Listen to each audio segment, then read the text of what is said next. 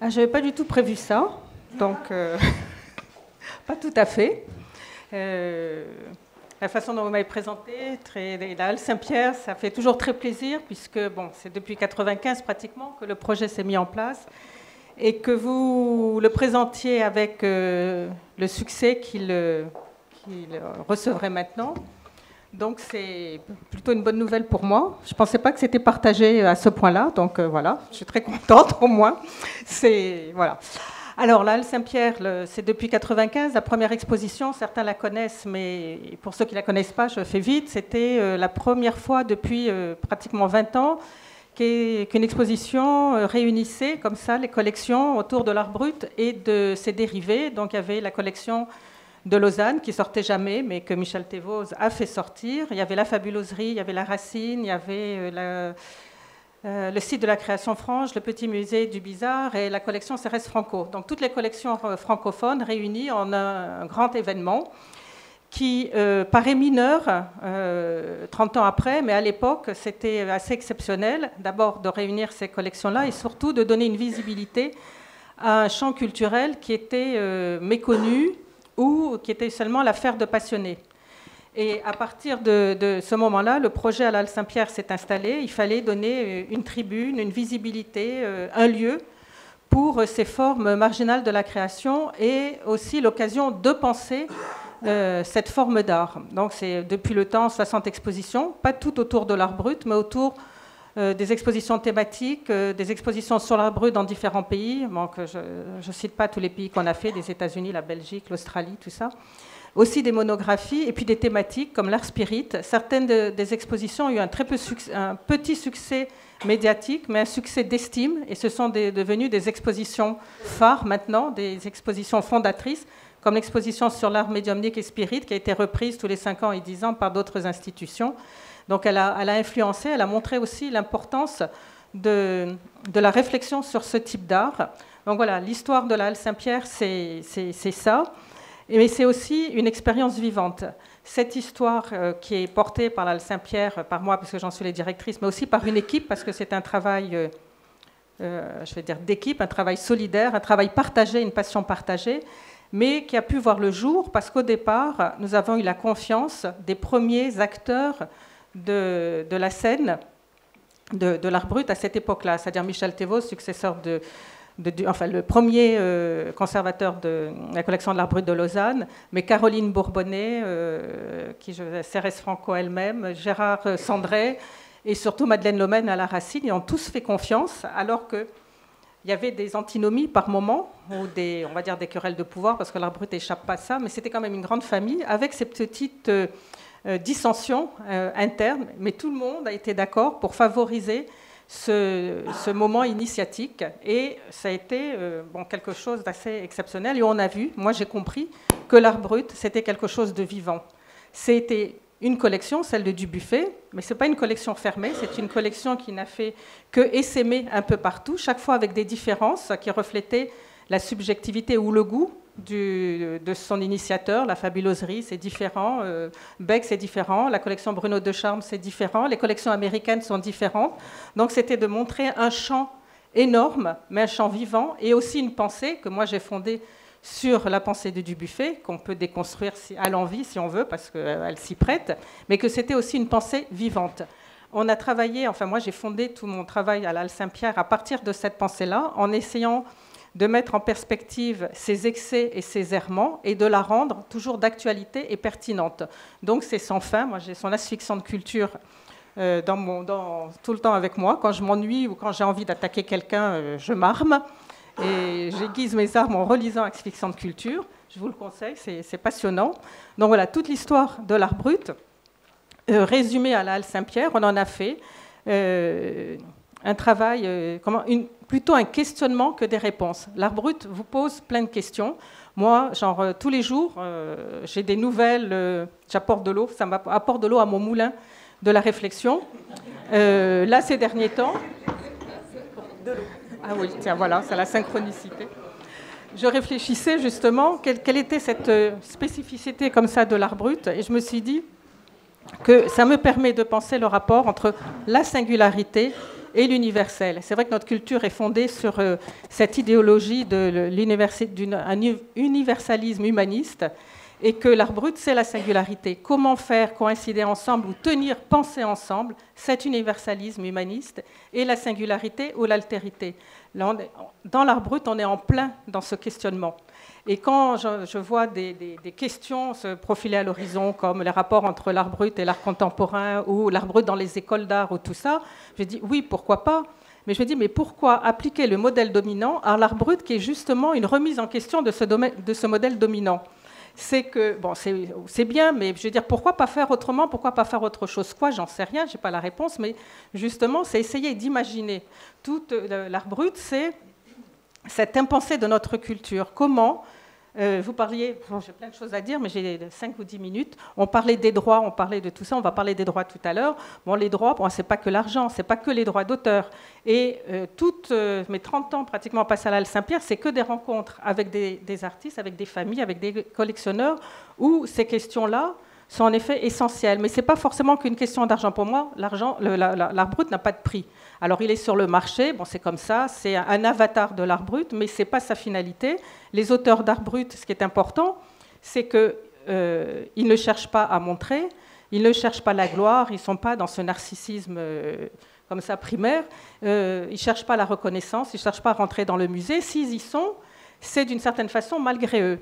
Donc, chaque fois qu'on les place ou qu'on parle, on parle pour eux ou on agit pour eux. Donc ça, c'est déjà un des premiers droits. Ce n'est pas qu'une question d'argent, c'est en parlant pour eux, en agissant pour eux, qu'est-ce qu'on est en train de faire? Une des questions serait aussi toutes ces œuvres qui se retrouvent dans les musées, qui se trouvent dans les collections, alors qu'elles n'étaient pas destinées à être montrées, comment tout d'un coup elles sont publiques? Quel est ce petit tour de passe-passe qui fait qu'une œuvre qui devait être restée cachée se retrouve montrée dans les institutions, vendue et tout? Et il y a plein d'histoires comme ça où des œuvres entières sont arrivées entre les mains de collectionneurs, elles ont été données. Et bien, la question de l'art brut pose cette question-là, ce problème-là, que quand on vous donne une œuvre, elle ne vous appartient pas. C'est dans l'art brut. Si un artiste professionnel donne une œuvre, bon, il sait le devenir de cette œuvre, qu'elle peut être vendue et tout. Un auteur d'art brut, ou la famille, ou celui qui détient cet héritage, quand il le donne, en fait, il ne vous le donne pas, il vous le confie. Et la notion entre donner et confier, ce n'est pas du tout la même chose. Dans confier, il y a le mot confiance. C'est-à-dire qu'on place dans celui, le destinateur de l'œuvre, toute sa confiance, c'est-à-dire la parole qu'on va avoir autour de l'œuvre, le devenir, pas seulement marchand, mais ce qu'on va dire de l'œuvre, c'est l'aura future de l'œuvre. Et nulle part ailleurs que dans l'art brut se pose cette question-là, cette question de confiance par rapport à l'œuvre et donc par rapport aussi à ce qu'était l'artiste, c'est-à-dire sa vie. Moi, j'aime pas dire le mot biographie parce que je sais pas, ça me dérange. Je préfère dire la vie de l'œuvre, c'est-à-dire la vie de l'œuvre et de celui qui est à l'origine de l'œuvre, c'est-à-dire son vécu. Et pour un auteur d'art brut, le vécu n'est pas anodin. C'est un vécu, c'est-à-dire exceptionnel, et que l'œuvre, souvent, là j'ai dit ça à un journaliste hier, il l'a ressorti parce qu'il a trouvé que c'était une phrase qui disait « c'est je crée ou je crève ».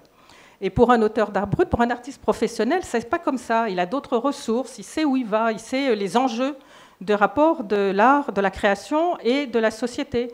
Un auteur d'art brut, non. Moi, j'ai plein d'expériences avec l'art brut japonais.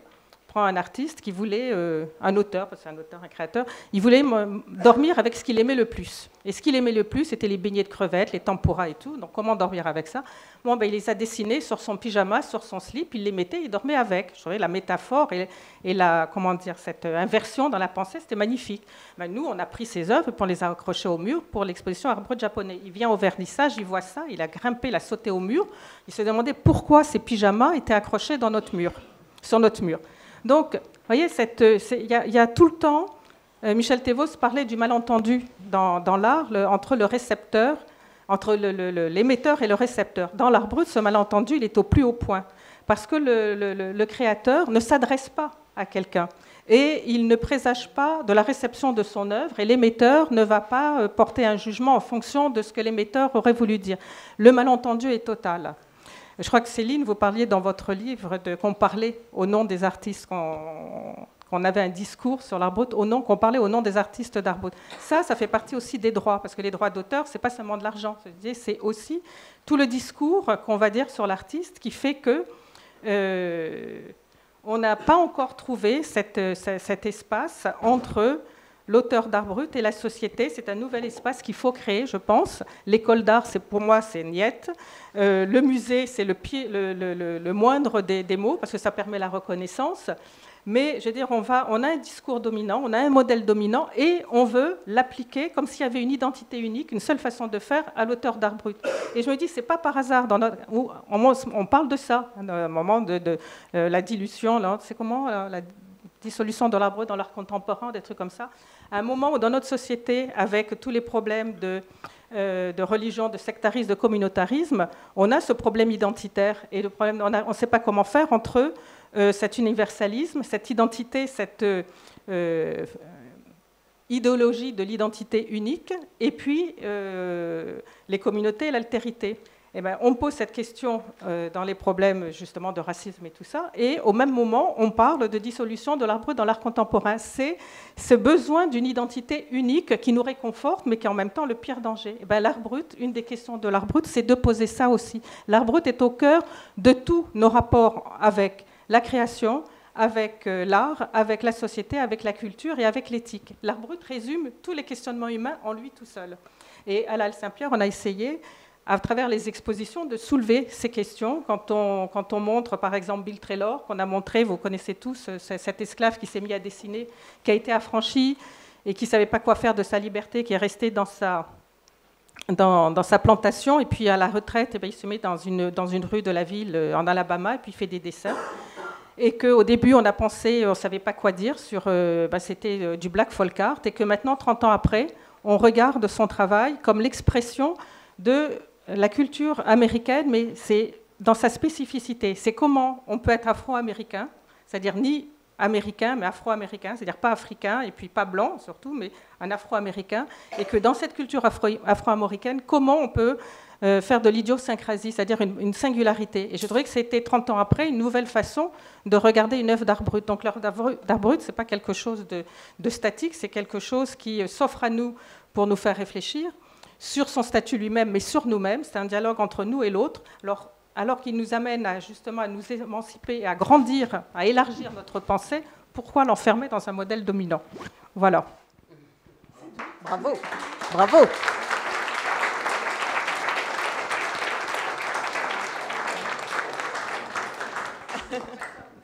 Merci Martine pour ce brillant et très clair plaidoyer pour. Si vous me permettez, je voudrais juste dire un mot parce que Francine Danchin est dans la salle et peut-être une pensée, et Françoise Monin et beaucoup de gens ici qui accompagnent l'histoire de l'art brut et de l'art singulier y penseront. Peut-être une pensée pour Laurent Danchin, qui a été aussi aux origines en fait de cette réflexion sur j'ai envie, en vous entendant Martine, j'ai envie de dire sur la place des artistes et de l'art brut dans la société civile, hein, parce que finalement c'est presque ça, hein, cette ouverture. Mesdames, est-ce que je peux vous demander de venir pour Laurent Danchin?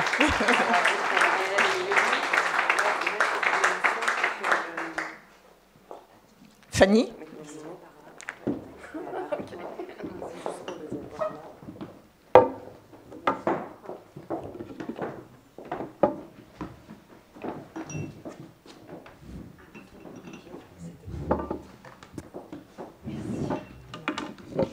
Fanny, je vous laisse dire un mot, je vous laisse commencer pour boucler le cadre hein, de cet accueil ici, et puis on passera la parole à la chorale. Voilà. Merci.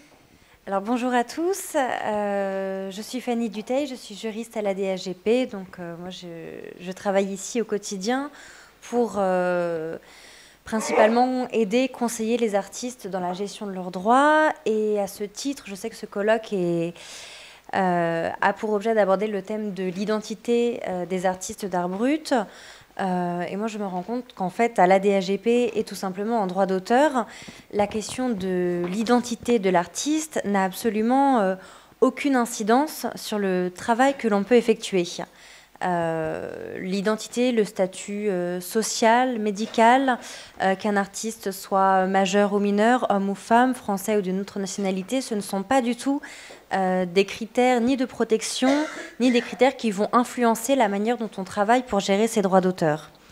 Dans la notion d'art brut, telle qu'elle a été développée à l'origine par Jean Dubuffet, on a un peu la vision d'un auteur d'art brut qui serait autodidacte, parfois marginal. C'est une vision d'un auteur qui n'aurait pas forcément conscience d'être artiste ou de faire de l'art. En tout cas, on peut en débattre en histoire de l'art, mais d'un point de vue juridique, cette conscience n'a absolument aucune influence sur la protection et sur le droit d'auteur. À partir de là, face à cette totale objectivité du droit d'auteur à l'égard des artistes, la DAGP et notre travail de gestion des droits d'auteur se fait aussi de manière indifférente pour les artistes d'art brut et les autres. Puisque le droit est le même, notre travail est le même. La seule chose, en tout cas la seule variante qui peut nous influencer, ce sera le cas des artistes d'art brut qui peuvent être placés sous tutelle. Dans ce cas-là, effectivement, nous échangeons et nous nous en remettons au tuteur qui est lui chargé de défendre et de protéger les intérêts de l'artiste qu'il protège. Donc, dans certains cas, effectivement, les artistes d'art brut, on peut, disons, avoir une pratique un petit peu différente à l'égard des artistes d'art brut sous tutelle. Mais là encore, ce n'est pas une particularité qui est propre à l'art brut. Déjà, tous les artistes d'art brut ne sont pas forcément sous tutelle. Et on a aussi à la DAGP des membres sous tutelle, mais qui ne sont pas des artistes d'art brut. Ça peut être des personnes qui ont été placées sous tutelle en raison d'un âge avancé ou qui ont perdu certaines de leurs facultés mentales, mais sans que cela n'ait à voir avec l'art brut. Donc c'est effectivement quelque chose que l'on prend en compte, mais comme on le fait pour l'ensemble de nos membres. Ensuite, lorsque l'on est vraiment dans la gestion propre des droits d'auteur, nous travaillons, nous facturons des droits d'auteur, nous veillons à la rémunération de tous les artistes et au respect de leurs droits, quels qu'ils soient. Nous avons évidemment à cœur de nous assurer que les droits des artistes d'art brut seront défendus et respectés. C'est notre travail, mais comme nous le faisons pour l'ensemble des auteurs. Voilà. Merci. Je vous laisse la parole pour la suite, mais je reste avec vous, donc si, voilà, je suis là aussi. Avec plaisir. Bonsoir. Donc effectivement, le droit d'auteur concerne aussi l'artiste brut, comme vous l'avez rappelé, et comme Marie-Anne Ferry-Foll l'a rappelé en introduction, de nombreux artistes bruts, les droits de plusieurs artistes bruts sont d'ailleurs aujourd'hui gérés par la DAGP. Fidèle à son histoire polémique, le concept d'art brut soulève dans le domaine juridique des questions pertinentes pour tout le champ artistique. Et c'est ce qui nous intéresse ici ce soir. Au cours de cette discussion à trois voix, bien entendu, vous êtes invités à réagir. Nous souhaitons toutes les trois évoquer certaines de ces questions qui concernent successivement la question donc, de la signature, la notion d'original, le droit de reproduction et enfin le respect de l'œuvre. Loin de prétendre à l'exhaustivité, nous appuierons sur un certain nombre de cas qui permettront d'illustrer ces 4 points. Avant donc d'aborder successivement ces questions, je tiens à rappeler que cette question de l'art brut et du droit d'auteur, qui est relativement inédite dans le champ de la recherche, tant du côté de l'histoire de l'art que du côté des études en droit, a déjà fait l'objet d'un travail au sein du musée d'art moderne, d'art contemporain et d'art brut de Villeneuve-d'Ascq, dit l'AM, en 2014. Corinne Barban, la responsable de la bibliothèque et des archives du musée, avait organisé une journée d'études intitulée « Quel droit pour l'art brut ?» tandis que cette année, Sabine Faupin, la conservatrice en charge de la collection de l'art brut, a co-organisé une seconde journée sous le titre « Des objets en instance », une journée à laquelle Bernadette Grosieux a notamment participé, ainsi que d'autres personnes que je vois ici dans le public. Alors... Ça marche pas. Je pense que... Ouais, je ne vais pas y... Voilà. Alors, la question de la signature. La question de la signature nous intéresse particulièrement dans le champ de l'art brut, puisque, comme vous le rappelez, il y a cette idée dans l'art brut que les artistes, finalement, opèrent sans le savoir et, finalement, ignorent être des artistes. Effectivement, on se rend compte que dans les collections d'art brut et affiliées, il y a énormément d'œuvres anonymes. Il y a aussi également plusieurs œuvres authentifiées, mais non signées. C'est le cas, par exemple, d'une œuvre comme Titanic, ici, de François Peters, qui n'est pas signée, mais dont on connaît l'auteur. Mais pour autant, ces collections, comme vous pouvez le voir sur les cimaises ici, comptent majoritairement des œuvres qui portent la signature de leur auteur.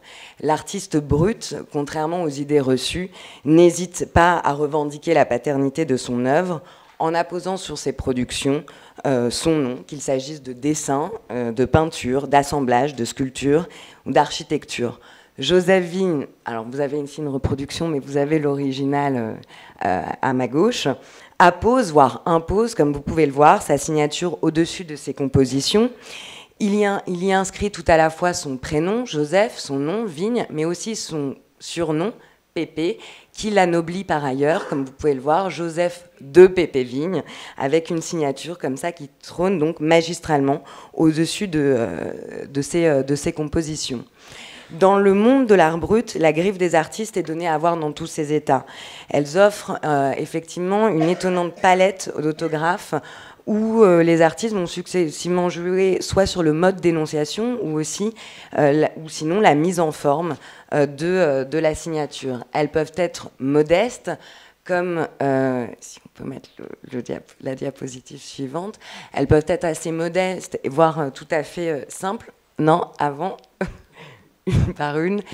C'est le cas donc, notamment de l'artiste Oswald Tirchner qui réalise, donc, qui est connu pour ses compositions de profils, donc, de personnages avec un trait qui est finalement très, très simple et qui signe systématiquement donc, de ses initiales, comme vous pouvez le voir, donc ici O-T. Ce système finalement d'abréviation en initiales, on le retrouve également dans les œuvres de Thérèse Bonnel-Albé, qui signait donc les œuvres de sa première période de ses initiales, comme vous pouvez le voir avec cette première composition, signée TB, et qui par la suite va au contraire enrichir sa signature en inscrivant la mention complète de son nom de famille. Ce système de signature finalement assez simple de l'abréviation du prénom et de la mention complète du nom se retrouve également chez de grands artistes, en l'occurrence Augustin Lesage, un artiste médiumnique du nord de la France dont les œuvres sont actuellement célébrées au LAM dans le cadre d'une exposition temporaire sur les peintres médiums. Et vous pouvez voir ici que l'artiste donc, signe de manière assez conventionnelle son œuvre en bas à droite donc, de la toile, dans la partie de la toile laissée en réserve. Ce système plus conventionnel, on le retrouve aussi chez des artistes marginaux comme Anna Zemenkova. Donc vous avez une diapositive, mais également une œuvre qui est présentée ici au sein de la collection Egart. Mais moi, j'arrive pas à le... Voilà. Bon, on fera des essais. Et là, ce qui est intéressant chez Anna Zemenkova, contrairement aux compositions à l'emplacement de la signature chez Lesage, c'est qu'on voit qu'elle vient vraiment greffer sa signature dans la continuité finalement de son motif iconographique avec une calligraphie particulière. Cette apposition de la signature ici est relativement simple. Certains auteurs de l'art brut n'hésitent pas à signer plusieurs fois leurs œuvres. C'est le cas de Fleury-Joseph Crépin, un autre grand nom de l'art brut connu donc, pour ses peintures médiumniques et notamment ses tableaux merveilleux. Ici, donc, il s'agit du tableau merveilleux numéro 3, réalisé en 1939. Et on ne peut pas en tout cas se tromper sur la paternité, en tout cas l'attribution de cette œuvre, puisque comme vous pouvez le voir, Fleury-Joseph Crépin signe non seulement en lettres capitales de manière assez lisible dans le bas inférieur, donc droit de la toile, tandis qu'à gauche, il signe plutôt avec cette signature manuscrite et ce jeu de boucles suivi de l'abréviation de son prénom. Cette toile est signée une 3e fois au dos du tableau, donc là on est vraiment dans une forme à la fois de surenchère de la signature, mais autrement dit, il semble que Fleury-Joseph Crépin revendique bel et bien la paternité de cette peinture. Outre ces signatures, on a aussi dans le champ de l'art brut plusieurs artistes qui jouent sur la mise en œuvre graphique de la signature, et notamment en la mettant en valeur, en inscrivant leur signature dans un système de cartouches.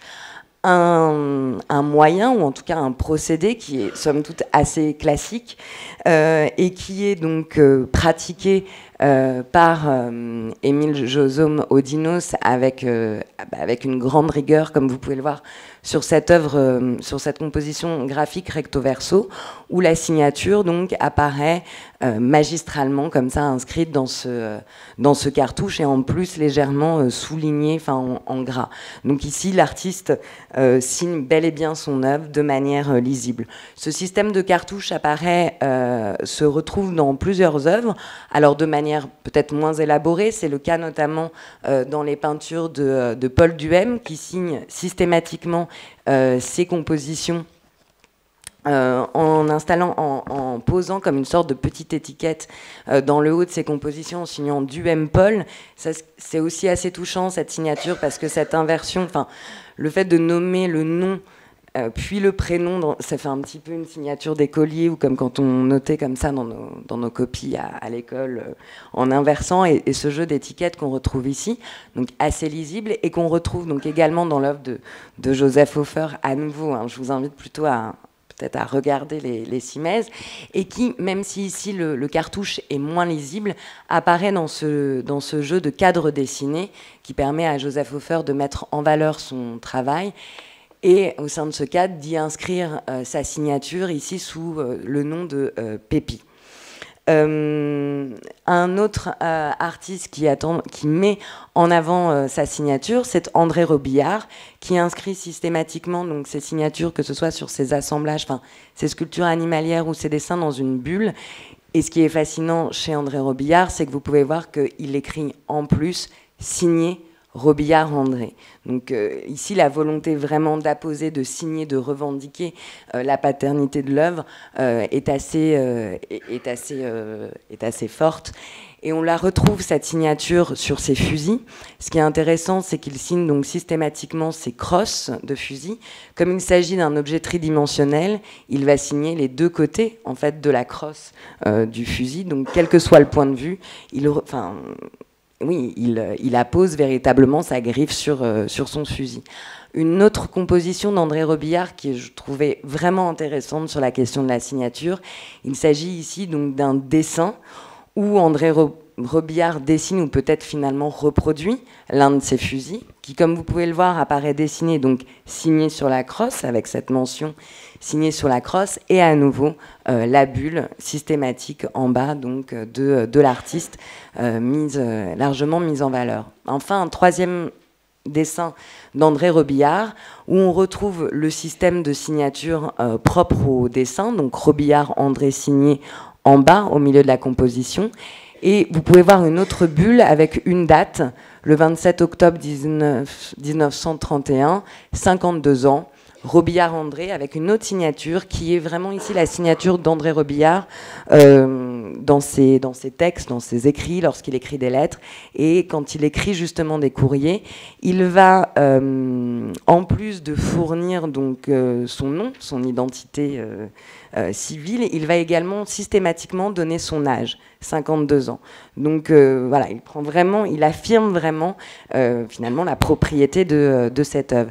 Cette insertion d'autres informations identitaires au sein de la signature, on la retrouve chez Auguste Valin, qui non seulement donc, met largement en avant sa signature en l'inscrivant très souvent donc, en haut de ses compositions dans un bandeau ou en faisant presque un logo graphique, comme vous pouvez le voir sur la deuxième composition, la signature apparaît sur le t-shirt, mais aussi en intégrant dans sa signature, comme on le voit donc, sur ce dessin Rousseau-Adoli, il signe en haut Rousseau Aloïse Valla. En fait, Aloïse, c'est le nom de sa mère, et généralement, quand il signe, il va donner et son prénom, et également le nom de sa mère. Donc il y a ici une volonté comme ça, vraiment, de retracer cette filiation presque... Enfin, ouais, là, peut-être maternelle. Un droit à la maternité. Un droit à maternité de l'œuvre, tout en revendiquant la paternité de son travail, qui est au sein de la composition ici des écrits est revendiquée par la mention Bild von Valla, c'est-à-dire l'image faite par Valla.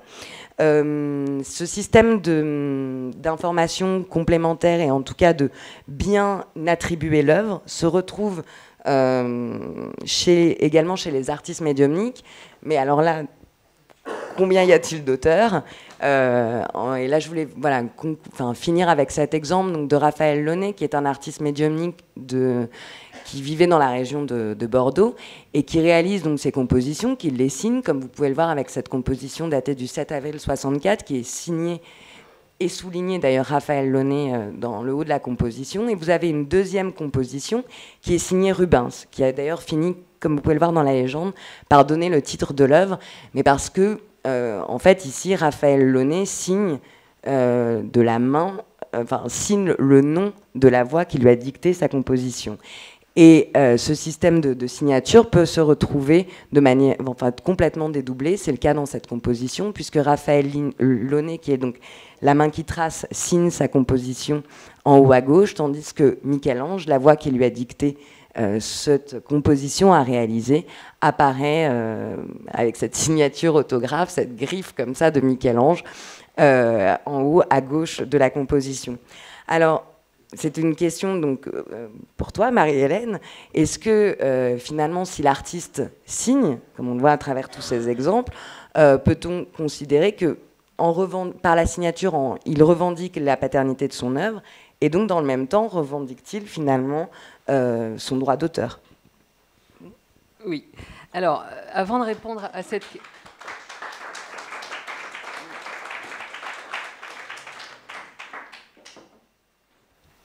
Avant de répondre à cette question, je pense que c'est important de dire un mot de la notion d'œuvre au regard du droit. Que dit le juriste de la notion d'œuvre et que dit plus particulièrement le juriste en droit d'auteur?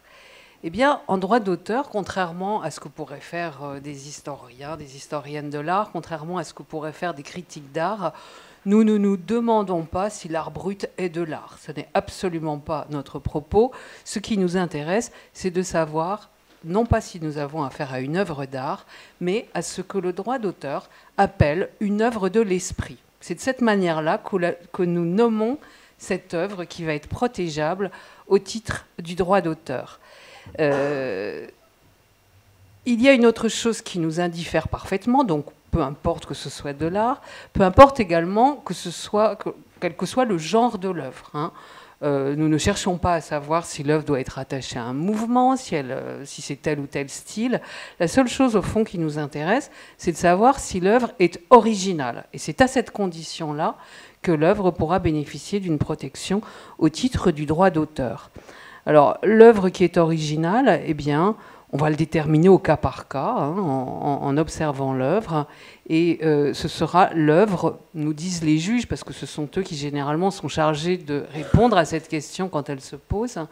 Eh bien, ils disent l'œuvre originale, ma foi, c'est celle qui porte l'empreinte de la personnalité de l'auteur. Donc une création au travers de laquelle va s'exprimer la personnalité d'un auteur. Et cet auteur, on se moque finalement de savoir, c'est ce que disait Fanny Dutheil tout à l'heure, on se moque de savoir si c'est un professionnel, un amateur, si c'est un adulte, un enfant.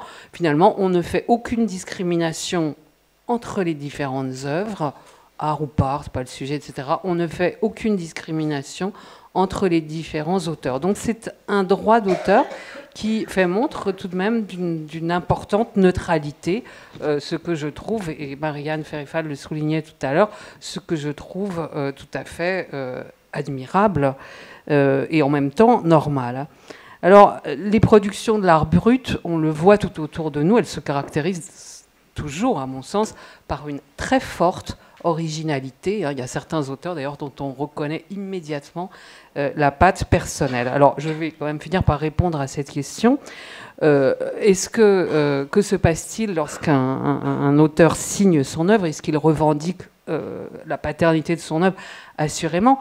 Mais je voudrais aussi souligner que le fait de signer l'œuvre n'est nullement une condition du droit d'auteur. C'est-à-dire qu'on peut parfaitement ne pas signer l'œuvre comme le font plein d'artistes, aussi bien des auteurs de l'art brut que des auteurs de l'art contemporain, par exemple. Ça n'est pas du tout une condition de la protection.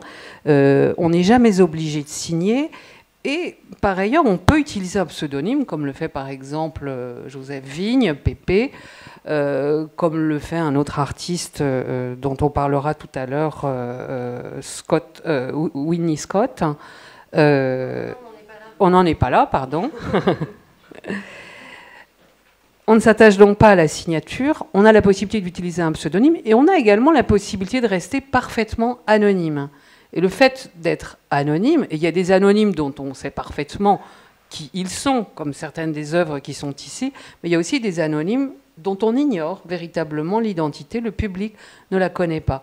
Eh bien, quels qu'ils soient, ces différents artistes qui signent de leur nom, d'un pseudonyme, ou qui ne signent pas, tous ces artistes, je devrais plutôt dire tous ces auteurs, sont protégés, toutes leurs œuvres sont protégées au titre du droit d'auteur, même s'ils ne le savent pas. Voilà. Donc vous me demandiez s'ils revendiquaient la titularité du droit d'auteur, peut-être inconsciemment, oui. Ils revendiquent ce droit dont ils ignorent la teneur, comme bien d'autres d'ailleurs, teneur qui consiste donc en un droit moral et en un droit patrimonial sur lesquels, bien sûr, on va avoir l'occasion de revenir.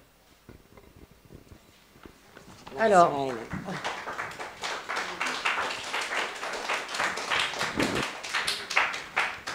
nous avions lancé avec Déborah Couette et Marie-Hélène Vigne cette discussion avec une question quelque peu polémique. L'artiste dit brut serait-il insensible au droit d'auteur? Et la réponse, elle est bien sûr non, on s'en rend compte de plus en plus. Mais je dis polémique parce que je pense qu'on touche, là encore, car très souvent, à l'un des nombreux malentendus qui environnent l'art brut, les artistes et les œuvres désignées par cette notion, concernées par cette notion, toujours auréolés à tort d'un certain mystère, d'une naïveté, voire pire, de pureté ou d'authenticité, hein, des concepts qui font un peu frémir. Les œuvres visées par le concept d'art brut rencontrent les mêmes problématiques que celles qui sont légitimées dans le champ de l'art tout court, puisque c'est l'un des effets et des enjeux principaux de l'art brut, précisément, que de faire pénétrer des objets marginaux dans le champ de l'art et de leur donner ce fameux statut d'œuvre d'art. Autre grand intérêt de l'art brut, c'est que c'est un concept théorique qui a été élaboré par un artiste, Jean Dubuffet, dont on a parlé déjà à plusieurs reprises ici, et c'est bien normal. Dubuffet souhaitait, en inventant ce concept et en écrivant abondamment sur cette théorie, mettre en question la définition de l'art, ébranler le champ de l'art par d'impertinentes questions, dont on vérifie encore aujourd'hui qu'elles sont toujours pertinentes. Même si c'était au milieu des années 40, on va pouvoir vérifier que ça fonctionne encore. Autrement dit, il s'agit de montrer que le concept d'art brut soulève, dans le domaine juridique, des questions pertinentes pour tout le champ artistique.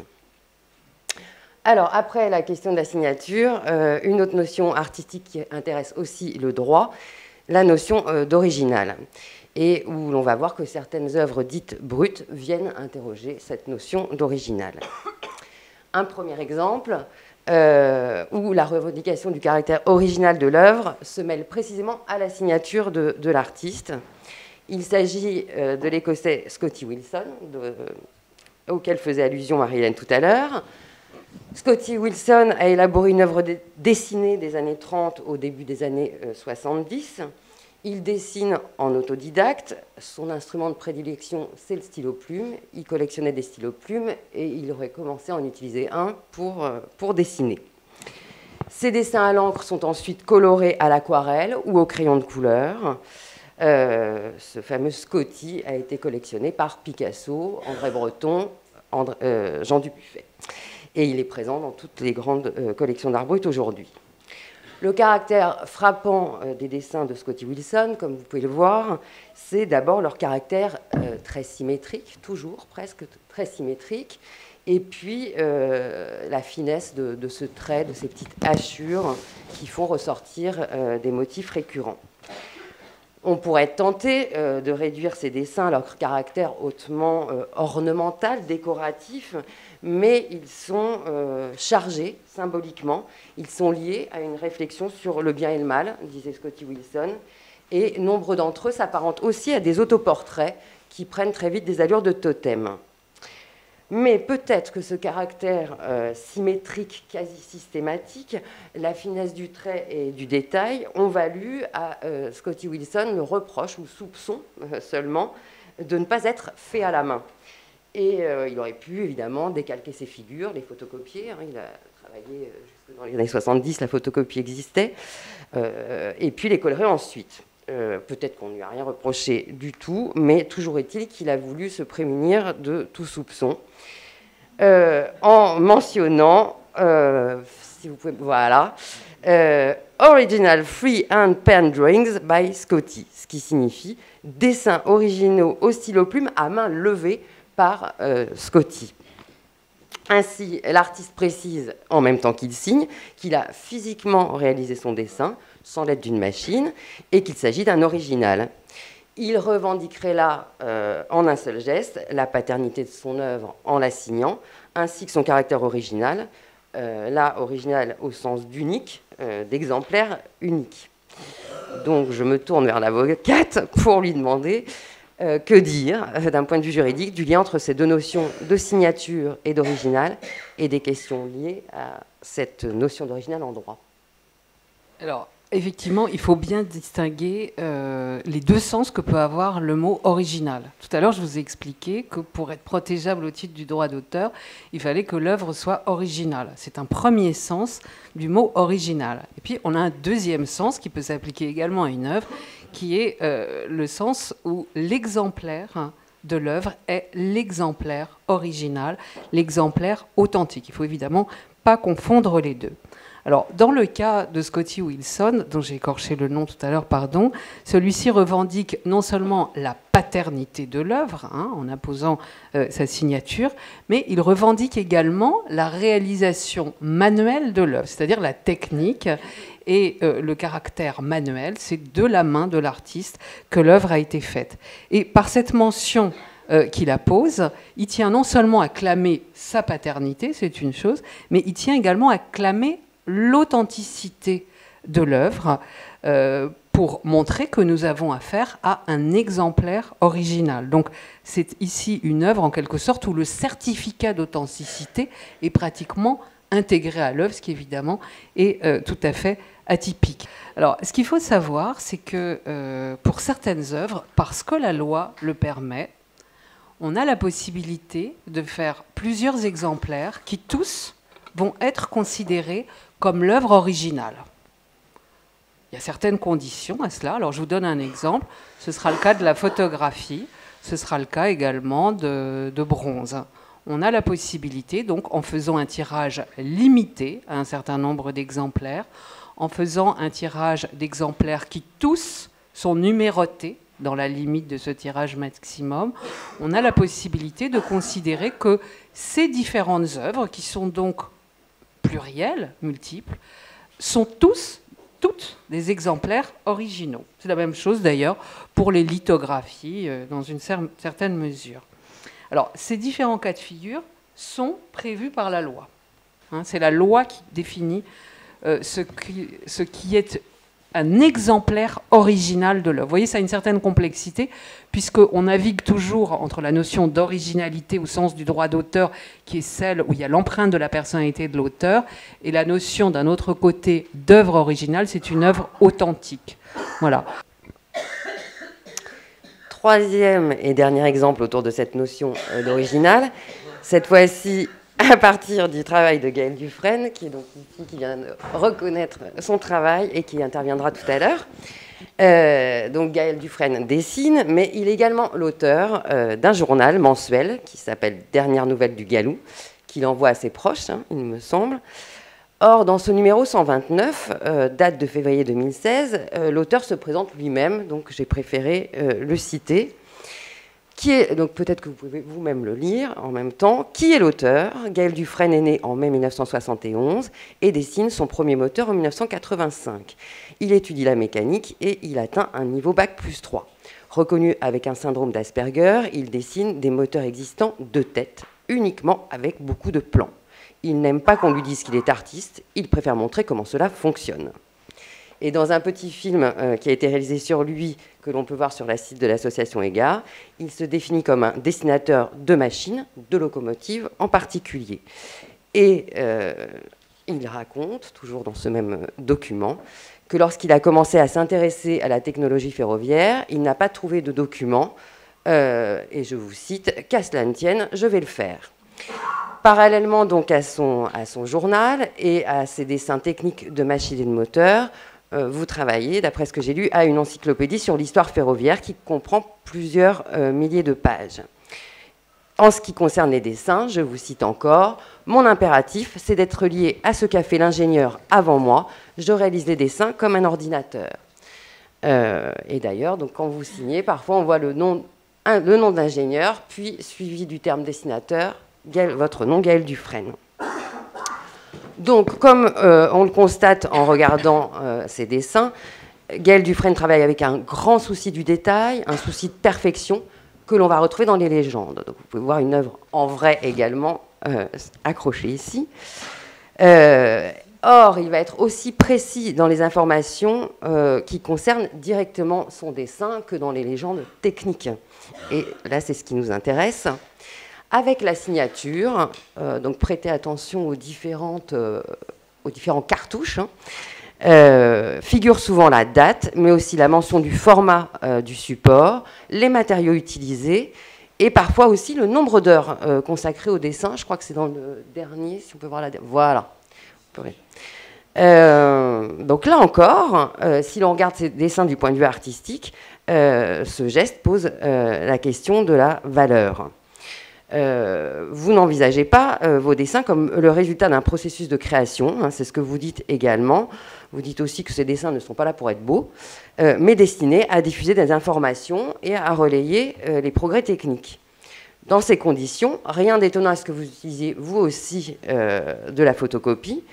Vous pouvez photocopier parfois vos dessins, les colorer ensuite au crayon de couleur et réaliser également des collages, des dessins que... Ça arrive. Voilà. Je pense que vous nous raconterez tout à l'heure. Peut-on considérer des dessins comme des œuvres d'art à partir du moment où l'auteur même affirme qu'il ne se considère pas artiste? Et alors, justement, Je vous remercie. vous n'êtes pas obligé de vous considérer comme un artiste, c'est votre droit évidemment le plus strict. Mais ce qui nous intéresse, nous, toujours, je reviens toujours à la même chose, en droit d'auteur, ce qui nous intéresse, ce n'est pas de savoir si vous êtes un artiste, c'est de savoir si votre œuvre est originale. Et à mon sens, de toute évidence, votre œuvre a toutes les caractéristiques de l'originalité. Elle a votre patte personnelle, elle a sa forme particulière, elle a véritablement toutes les caractéristiques qui sont nécessaires pour qu'elle soit protégée au titre du droit d'auteur. Alors, même si vous ne voulez pas être un artiste, vous êtes quand même un auteur. Voilà.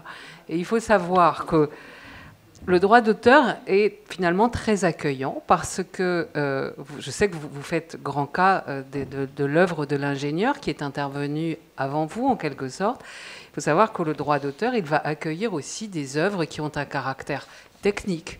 On pourrait également citer des œuvres qui ont un caractère informatif, parce que vous nous montrez l'intérieur de ces machines, vous nous en montrez toutes les caractéristiques, et ce faisant, vous avez à cœur de nous donner toutes ces informations. Eh bien, que vous soyez animé par l'idée d'informer, par l'idée de montrer aussi quelque chose de technique, fait toujours de vous un auteur, et un auteur qui est protégé au titre du droit d'auteur. J'ai l'impression qu'un certain nombre de personnes qui sont là vous considèrent comme un artiste, mais vous avez le droit d'avoir un point de vue différent. Il n'est pas besoin d'avoir une intention artistique pour bénéficier de la qualité d'auteur, de toute évidence. Merci.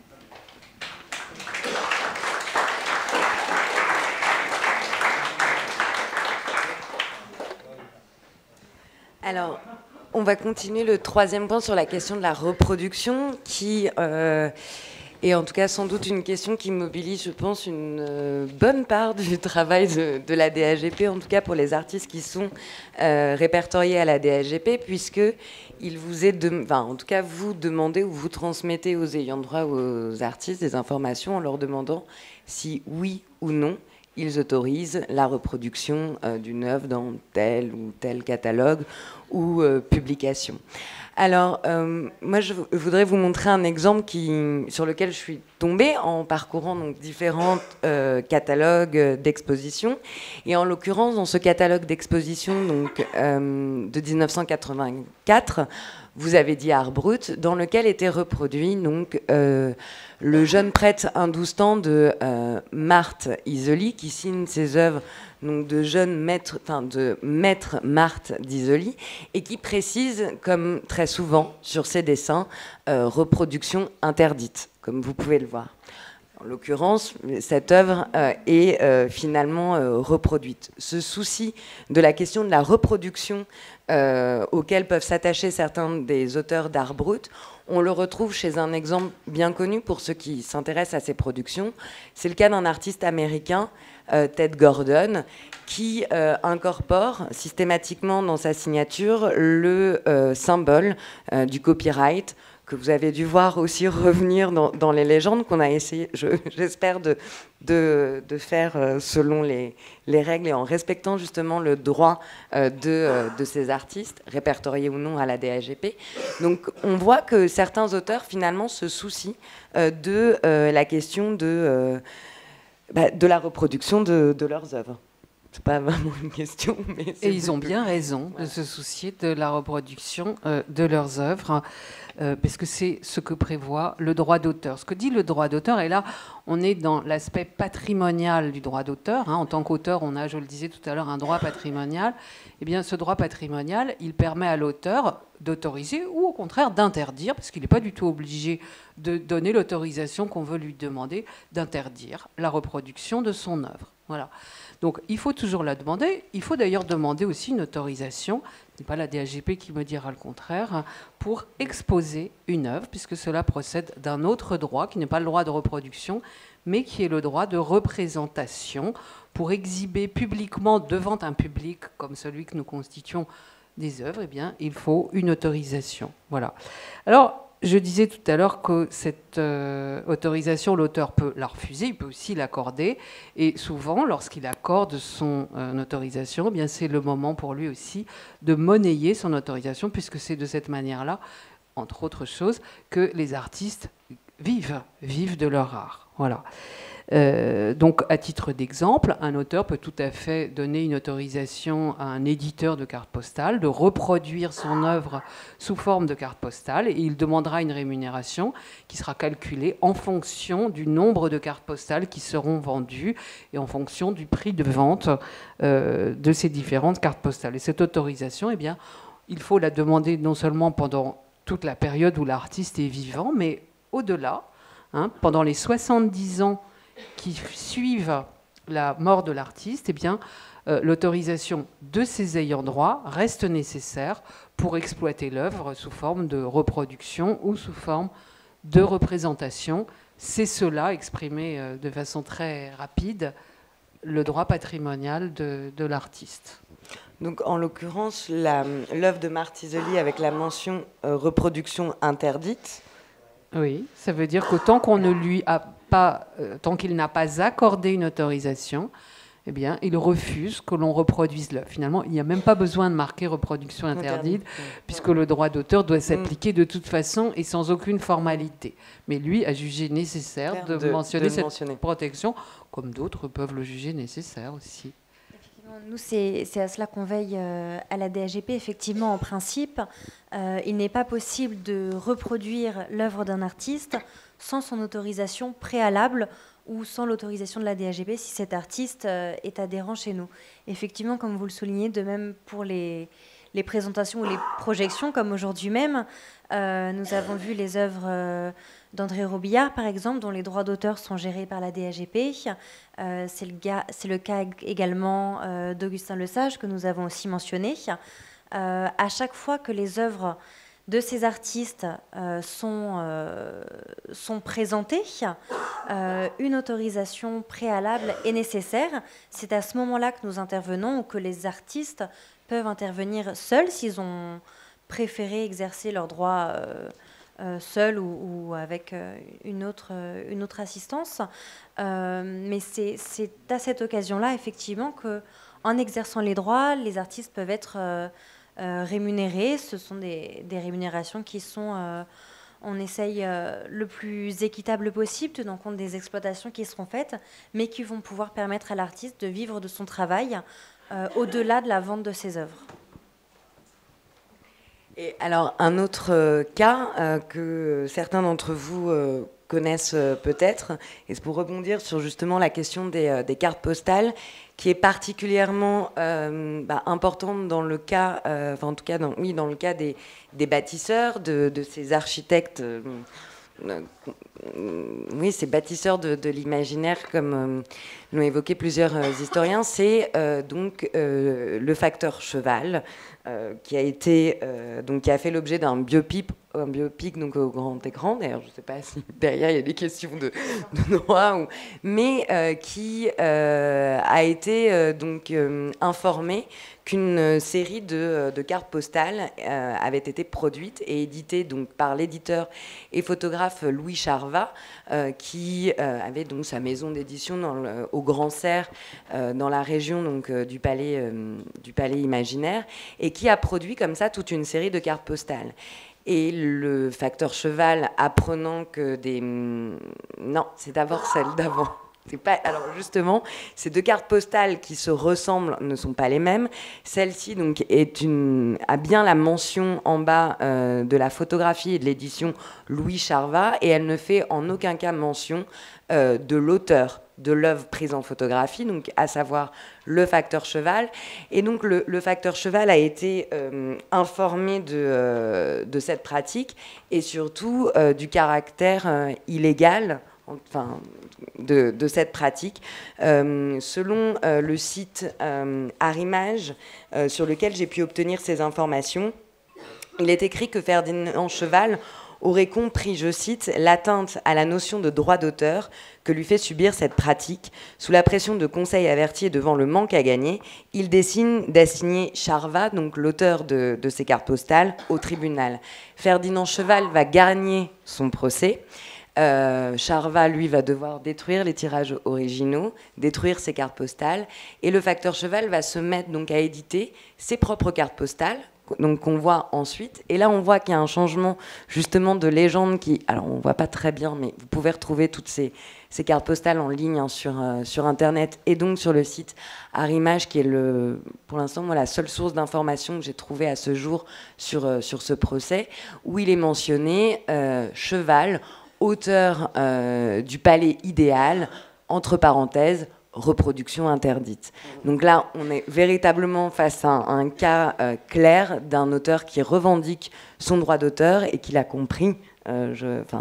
Et qui a bien raison, effectivement, d'invoquer à la fois son droit patrimonial, puisque ici nous avons affaire à une violation du droit de reproduction. On a reproduit l'œuvre du facteur cheval, j'aime beaucoup, sans autorisation, première chose, violation du droit à la paternité, puisque l'on n'a pas mentionné son nom. Voilà.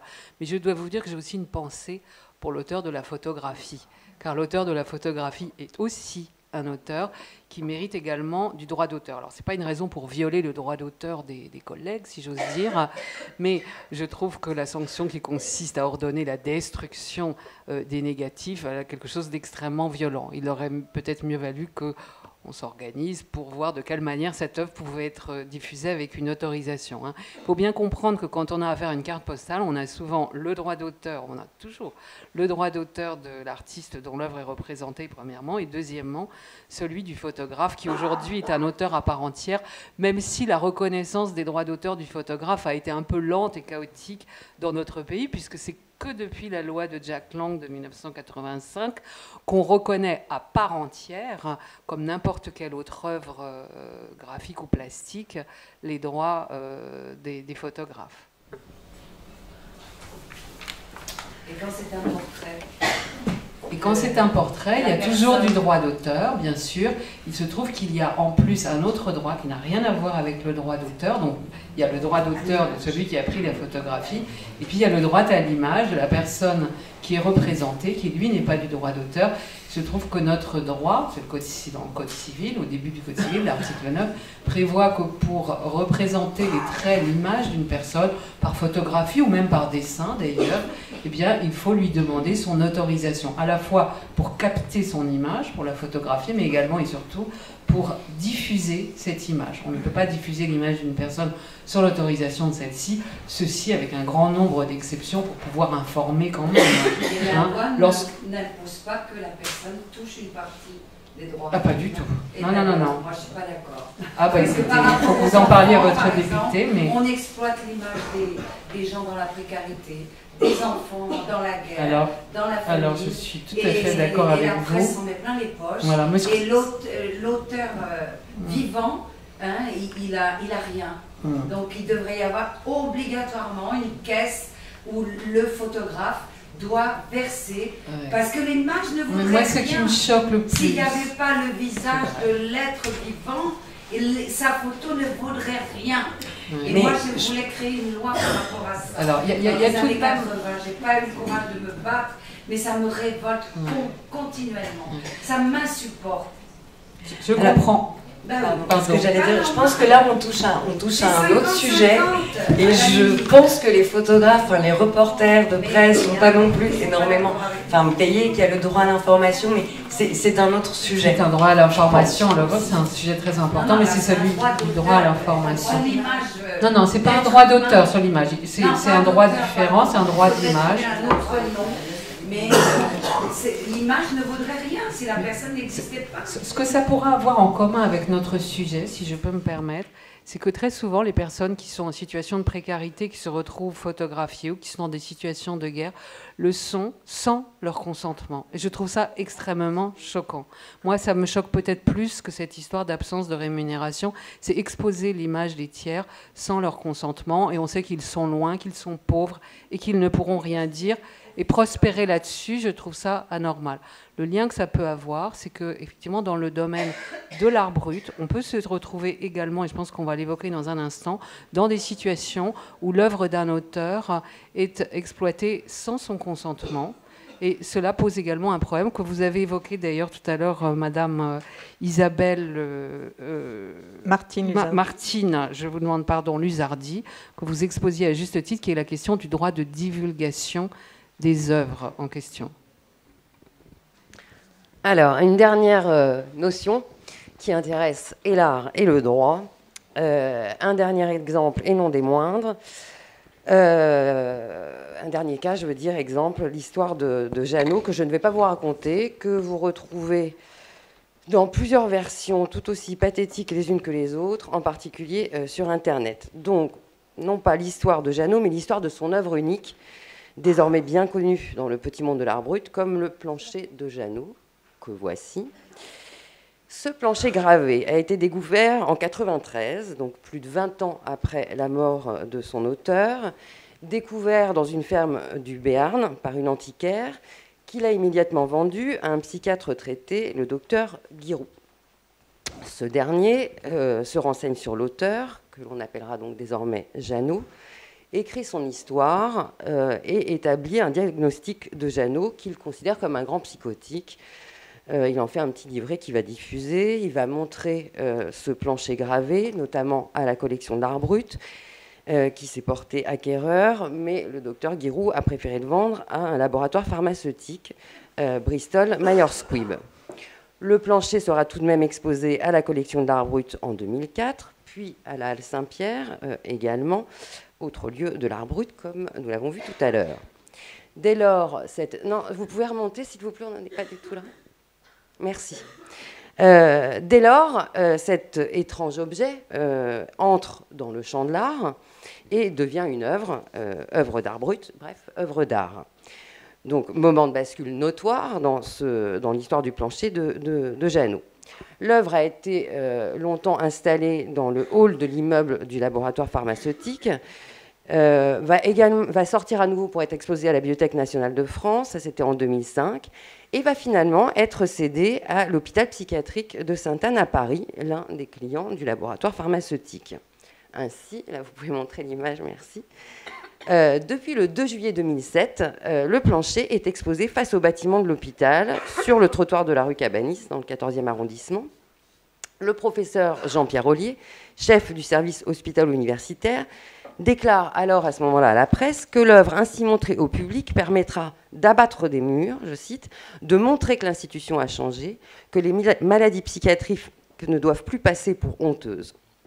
Je précise qu'un texte en guise de cartel présente l'œuvre désormais ainsi découpée et encastrée dans du mobilier urbain comme, je cite, témoignage clinique d'un jeune schizophrène victime d'hallucinations et de délires de persécution.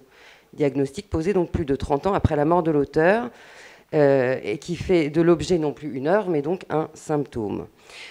C'est suivi d'une sorte d'éloge des neuroleptiques dont la prescription aurait pu éviter les troubles en question.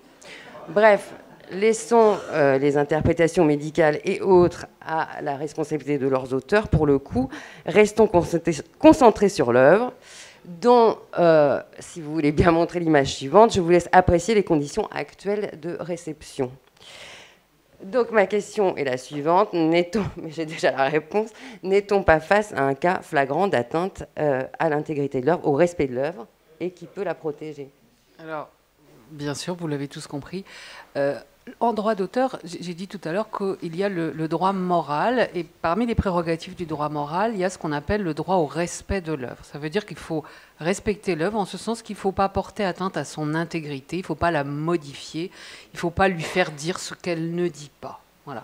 Alors peut-être avant même cette question, j'aurais dû parler de la question de la divulgation, puisque Jeannot, dont l'histoire pathétique, effectivement, fait l'objet d'un certain nombre de récits, n'a de toute évidence pas souhaité, enfin, il n'a jamais manifesté l'envie de divulguer son plancher, hein, qu'il considérait d'ailleurs peut-être pas comme une œuvre. Toujours est-il que nous avons ici une sorte de cas d'école. Alors moi, j'ignore quelles peuvent être les relations de l'hôpital Sainte-Anne avec la succession de Jeannot, hein, peut-être y en a-t-il, mais je vais donc raisonner dans l'absolu.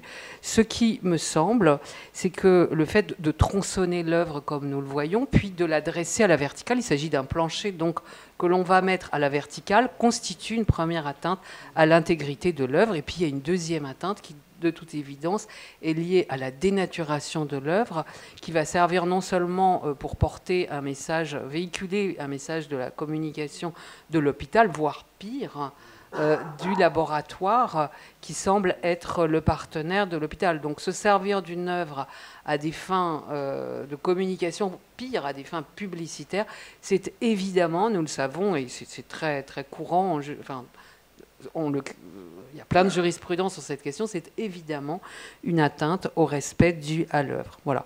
Donc je suppose que...